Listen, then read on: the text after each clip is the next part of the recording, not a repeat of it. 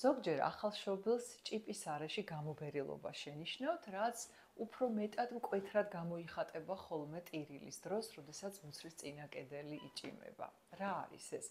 ეს არის ჭიპის თიაქარი, რომელიც ჩნდება მუცლადყოფნის პერიოდში, ახდება ბუნებრივად დახურვა მუცლის კუნთებისა და ჭიპის არეში რჩება ღიაობა, საიდანაც განვითარდება კიდეც ეს ჭიპის თიაქარი, ანუ გამოდის მუცლის შიგთავსი. არის თუ არა ეს საშიში, ქმნის თუ არა რაიმე პრობლემას ბავშვის ჯანმრთელობისათვის, როგორც წესი, უდიდეს ნაწილში ეს არანაირ საშიშროებას არ ქმნის და მკურნალობას არ საჭიროებს.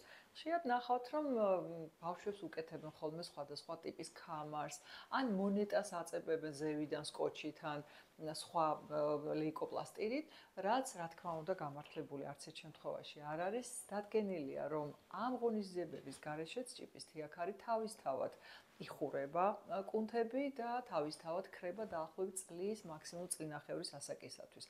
თუ ბავშვს ამის შემდეგ, თქვა 3 წლის ასაკში კვლავ რჩება ჭიპის თიაქარი, მაშინ აუცილებლად უნდა მიაკითხოთ ბავშვთა ქირურგს.